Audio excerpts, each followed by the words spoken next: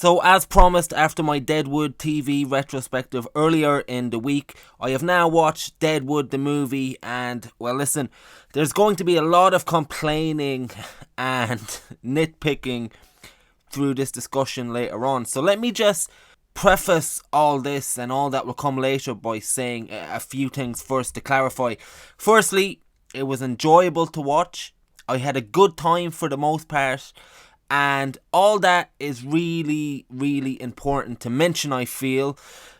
The tone of the show, the setting, the set itself, the actors, the directing, all feel like the Deadwood we remember, and with a 13-year gap in reality and a 10-year gap in story terms, in many ways we pick right back up where we left off without missing so much as a beat.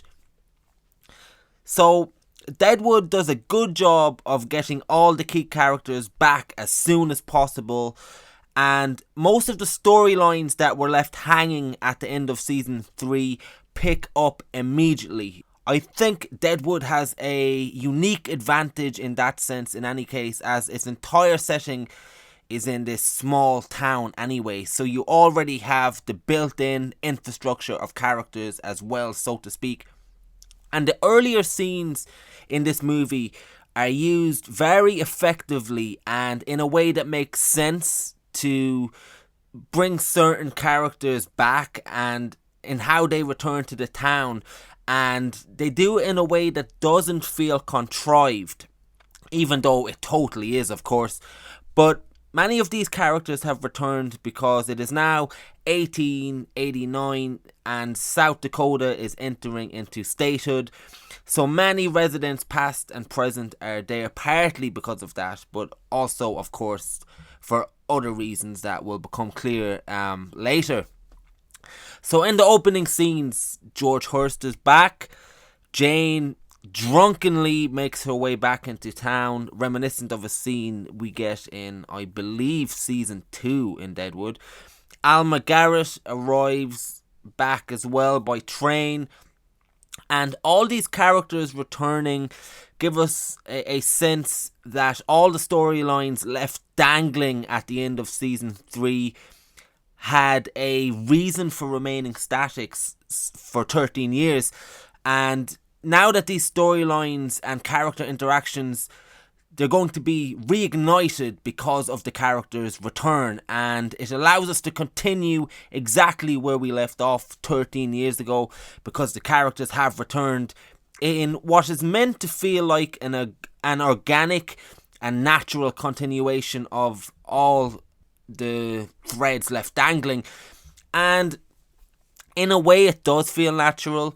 Trixie doing what she does earlier on feels very natural for her character, even though it was a completely stupid thing for her to do and totally makes the unwanted sacrifice at the end of season 3 totally void, basically. But I guess it's in keeping with her character, so I can forgive that.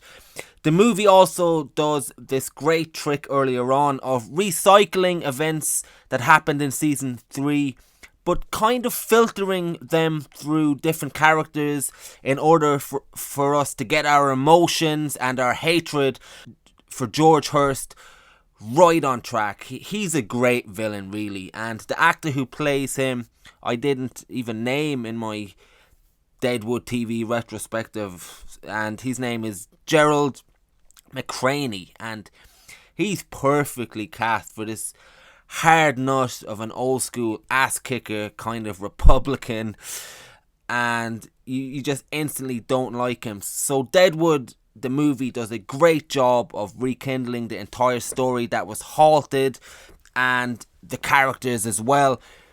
But here is where it becomes really tricky to appraise this movie, because it doesn't quite feel like a movie, and it obviously fails if you take it as a continuation of episodes of the TV series, because it's not quite that either. I mean, it ends up feeling like you've caught the tail end of season 3, but there's about 3 episodes to go to conclude the season. It feels a bit like that. And I don't really know how to feel about that, especially because the movie actually plays out at times the exact same events, almost play by play, that happened leading up to the season 3 finale, either through different characters or, in the case of Bullock and Hurst, almost an exact remix or playthrough of what happened between them in season 3 without any of the payoff at all. Again, Deadwood the movie, it ends up feeling like a TV show that was cancelled too early almost, except this time minus the season finale we got last time. It's quite incredible, actually. I mean, what we got would only be justified in the way it was presented if there was more to come, and as of now it doesn't look like there will be more to come. And listen, wanting more isn't a negative under normal circumstances. In fact, it's what you want from a good TV show, but this isn't formatted exactly like a TV show at all.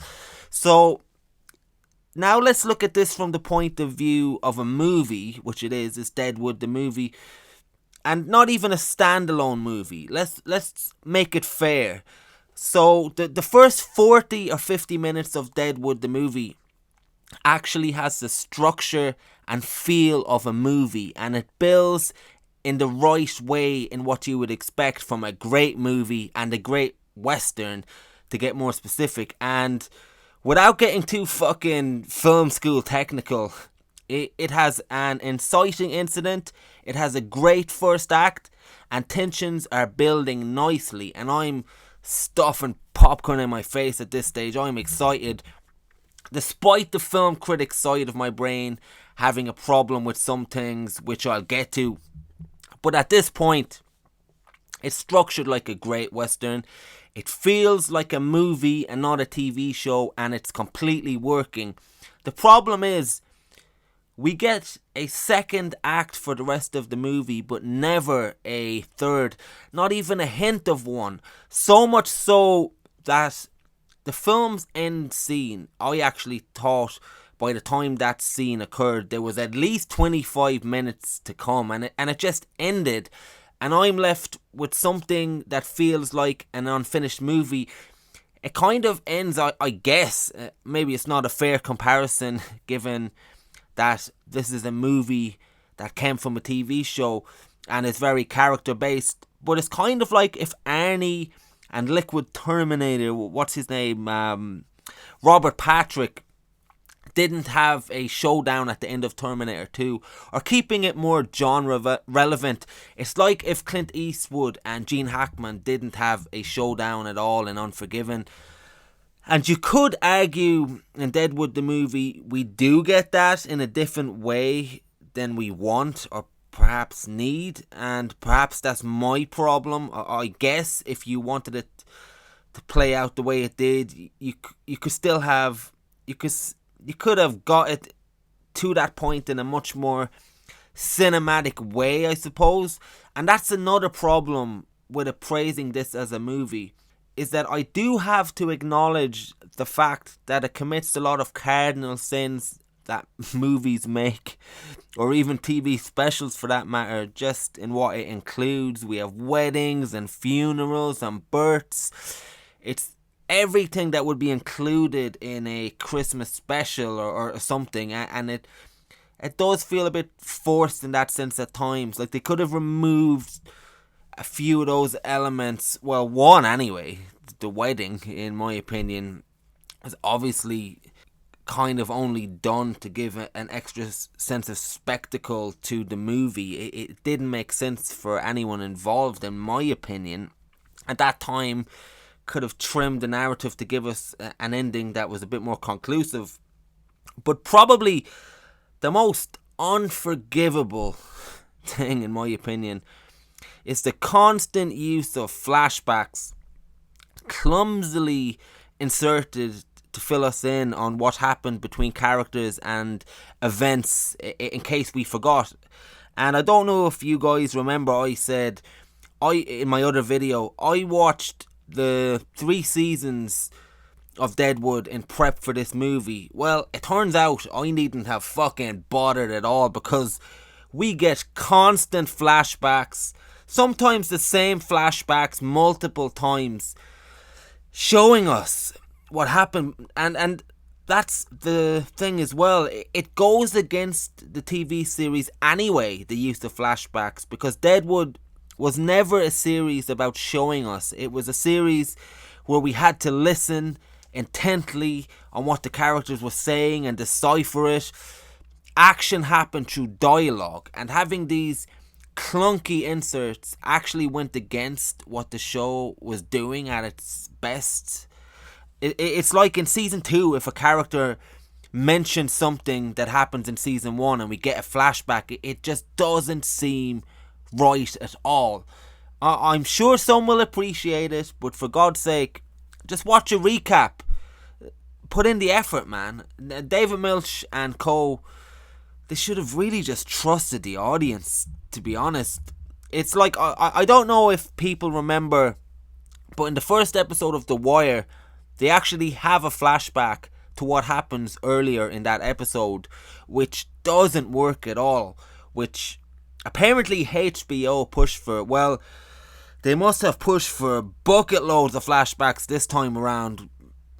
And it's a shame, because it really breaks the novelistic, linear approach to storytelling in Deadwood and completely undermines the tone and style that the show established. But just taking it as a movie, it just feels completely amateurish and has no artistic merit at all in the inclusion of these flashbacks. It really doesn't. It's probably fucking HBO again pushing for flashbacks. I can't believe that any real artist would want that in their work. I don't know.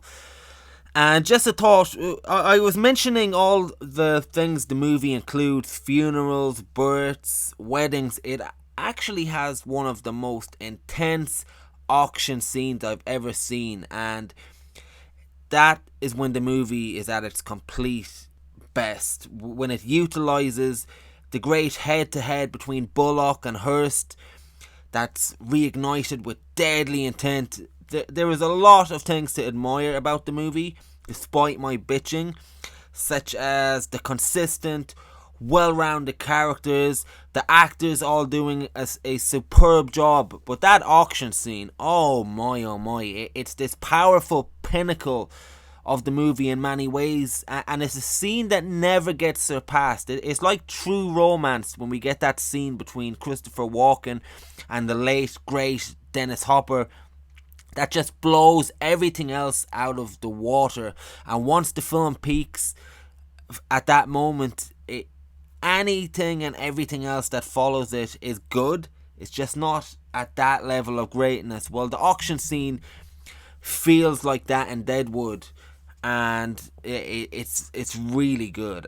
The final thing that I was really completely dismayed about was the storyline they chose for Al Swearingen. I mean, Jesus Christ. I mentioned in my retrospective of the TV series that Swearingen is the biggest personality in the show, and everything and everyone gravitates towards him, and Ian McShane is a tour de force.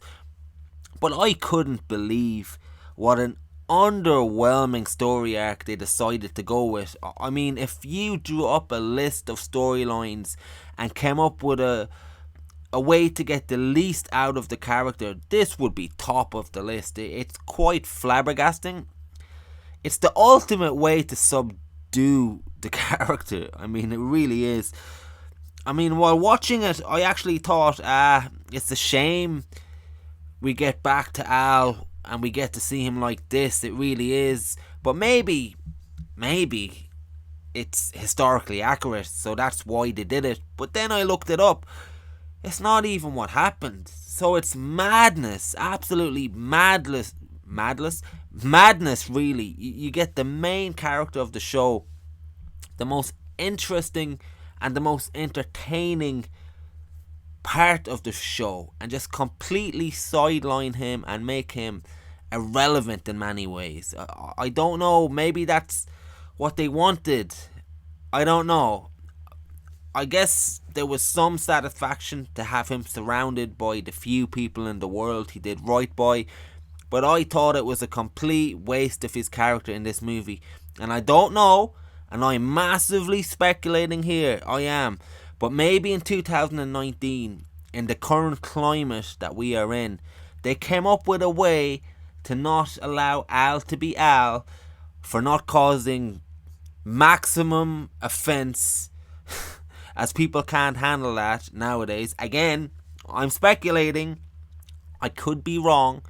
My antenna is high for this type of thing, maybe too high, so I don't know. Don't trust me on this, but there is a bit of a tone down of sorts, and a few things said here and there that did make me go, something Trixie said as well that felt very inserted, but at the same time, it did feel like something that her character might say at this point. So I made allowances. It's just speculation on my end, folks. I'm not the fucking Alex Jones of film criticism now.